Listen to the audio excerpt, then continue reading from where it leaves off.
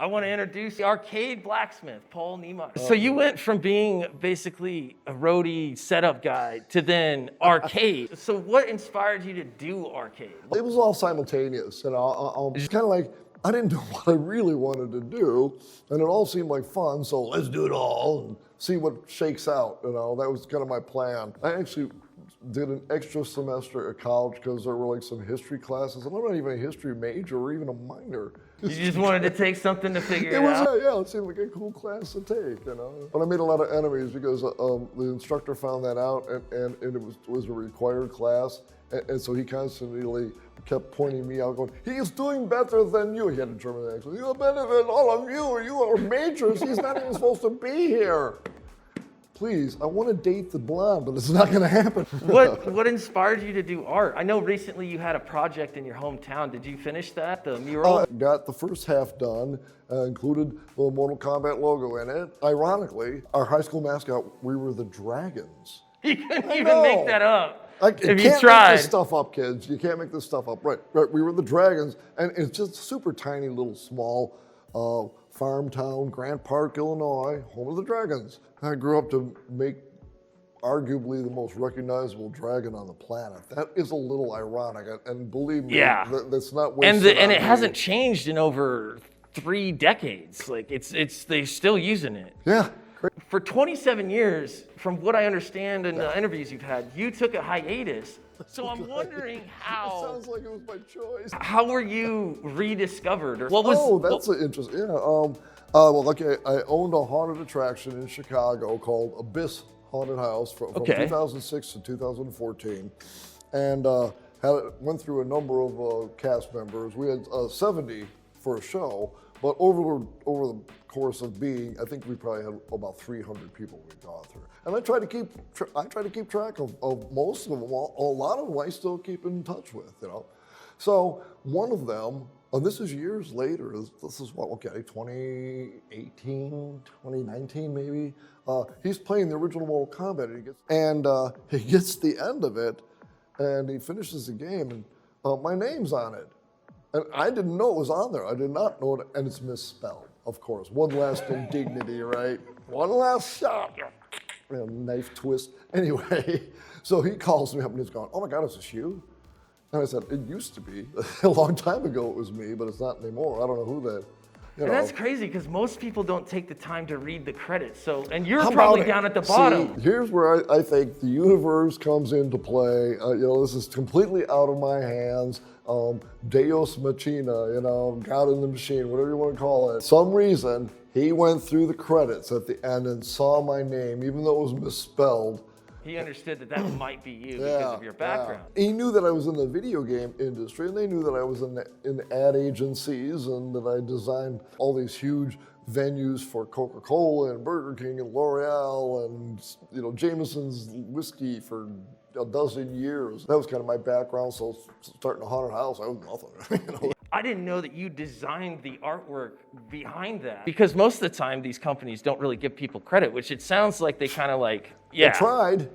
They tried not to give credit. Boy, they really did. When all that went down, the reason I was brought in the first place was because management had convinced themselves that this game was going to be a flop. Keep in mind, we're talking about Mortal Kombat. Yeah, because at the time, Street Fighter was also out. Right. That was their impetus. The whole reason they wanted to have a game to go up against Street Fighter 2. Street Fighter 2 was just kicking their butts, So they needed something. So the word was kind of out. Somebody come up with a fighting game that can put Street Fighter 2 behind us. It turns out, and I just found this out recently, that Ed Boon had been developing some game, and he wanted Jean-Claude Van Damme to be part of it.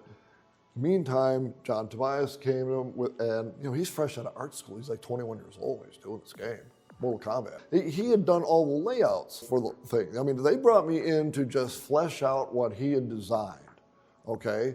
So, and I took it and I put all the detail in it and made the dragon my own and that kind of stuff. So it was like a pencil sketch rough draft, and then you. Yeah, they were colored. It was all well designed. All apologies to John, but it was amateurish only because materials that he chose to illustrate the stuff. He used like newspaper print and colored pencils and permanent markers and nobody in the business, we all would use marker bond paper and markers. That's how we did all the stuff at the time. So, and it just showed that he was new in the business. He didn't know how, he had these great ideas and he wanted to get them out, and he found a way, and here's some materials, not the materials that, somebody that's, been in the business for 10 years, like we would recognize, but I recognize the talent in here, I'll tell you, I took offense a little bit in that first meeting. John had his stuff out there, and he had to go out of the room for a little bit, and Ed took the opportunity to poke fun at look, he made it on newsprint and didn't use markers, and what the hell he's doing here, and I'm just thinking, these ideas are awesome. These ideas are clever and fantastic. If you can't see past, the materials that are being used, and then I kind of thought, what do you say about me when I leave? Right? It's funny you mentioned that, because in some of your interviews you talk about Black Friday. All right, that was the video game crash of '83. So what caused that? Oh, it was a glut of games, and this is why I have, in 2 years' time, '82 to '84, I did 7 games.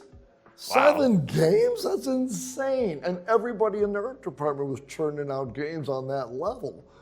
And the reason they were doing it was because, Nintendo was doing it, and Atari, and everybody was trying to get the cash grab. Right. So it was like every week they came out with another game. And here's the problem. The arcade owners at the time were buying the actual game, It wasn't a leasing thing or anything. So they just bought the cabinet, and then that was it. They didn't get any more. Right.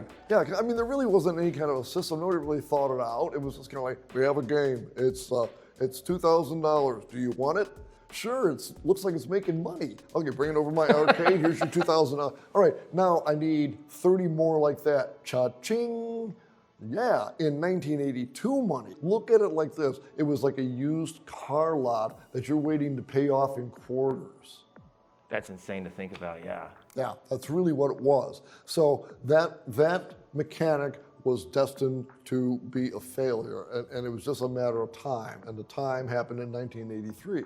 There was just a glut. So now the industry is calling out to the creators of the games, please make a cheaper game that we can afford to buy and keep in our, because you come out with something and a week later there's something that's the latest, greatest, fastest, quickest, and I haven't even paid this one off yet. And what was the industry's answer to it? Dragon's Lair. Really? Oh my God. Don Bluth's masterpiece. Yeah. Okay. But the thing is, it cost like $4,500. It over doubled the price, and it had this huge laser disc that came with it. That if you bumped it, the whole thing went, whack-a-mole. It was glitchy like you couldn't believe.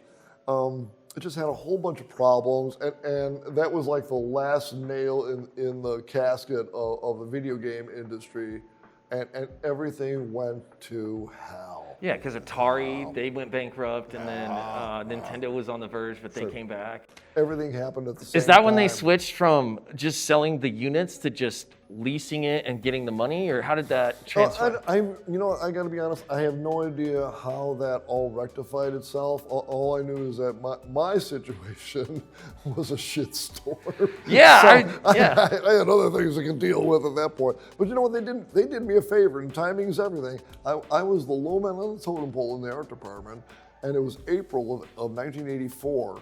My boss, Paul Ferris, had bought me some time. That guy. I love Paul Ferris. He was the best boss ever.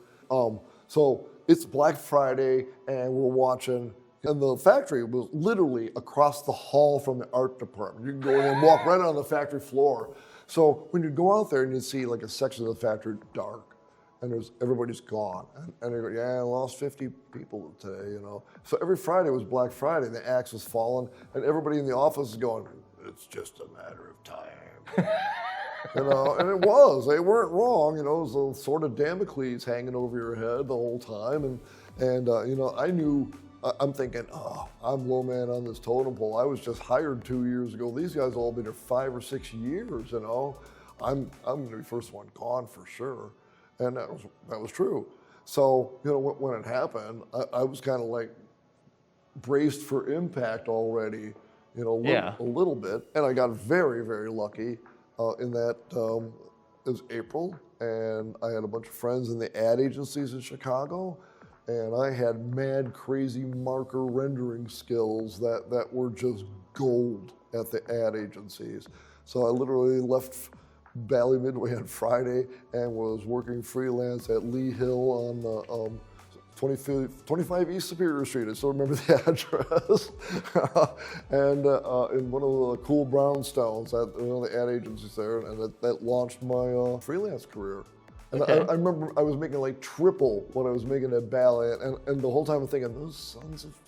Seeing it rise to fame, you're probably like, wow. Yeah, and especially, you know, when I look back and I think of the rhetoric that they used to, you know, jerk us around and get us to sign, you know, paperwork that, oh, this is going to be much better for you. This guarantees you have a job. No, this guarantees you don't pay me overtime, is what that guaranteed.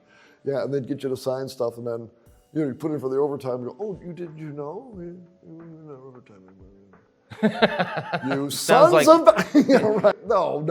Oh, God, no. They were horrible. They were, and not just Bally and Midway, but all of them. They all were that way. We were constantly reminded, not by Paul Ferris, he was great. You know, this was the ivory tower, the edicts that came down. The CEOs, the guys that are out of touch with society. Oh yeah, those clowns in their $3,000 suits, and they're all boinking their secretaries, and they got their Porsche whale tails sitting in the damn parking lot, 1983. Shut up. Oh, they were disgusting. They really were. Man, it made me sick, you know. And the artists were the ones doing all the work and all the, you know, staying late and had the passion for making the games. And, you know, these clowns had a passion for, you know, making profit, and that was about it. Do you think that's why in today's era so many games have started flopping, is because of that hierarchy of people saying, no, you need to do this, and not letting the games be the games? Maybe a little bit. What I'm seeing is like the pendulum is kind of swinging back the other way now. Back when I was making games in the 80s, there was just a handful of us on the production team. You know, who did the artwork on the cabinet? Well, I did. Who else? I did. It was just me. Well, what about the production artwork? Again, me. You know, there was that, you know, there wasn't a small army. So then later, when, you know, production started, you know, they're literally small armies working on, you know, the animation and you know, and everything about the game. But now, you know, what you ended up having was a pile of diamonds with a couple of turds in it, you know? Right. Okay, but now everything's kind of switched in that there's apps, you know, out there for people to make competent, good games. You know, that it takes all the stuff that the army of programmers was doing. Now it makes all that easy with, you know, AI. So that now we're back to a handful of very talented people making all the stuff for the all games. The games again. Yeah, just like they did back in the 80s.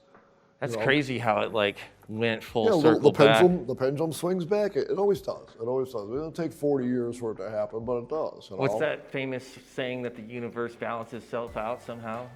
Oh, I truly believe that. Yeah, the universe is in complete and total balance. That's for sure. You know, one thing's destroyed, the energy goes somewhere else, and everything's in balance. Now I also seen, and I talked to you about the game that you helped create at 24, which was Satan's Hollow. What was that experience like, that young, putting your art on something like that? Ended up with like kind of a cult following because of the nature of the game and everything, and also what along the lines of what happened with it and during that whole time. So my story on that was I've been doing a couple of games there, and Paul Ferris came over with an armload of blueprints under, and he threw them on my desk, and he goes, how'd you like to do a game? And I said, great, who am I working with? Because I worked with somebody else up until then.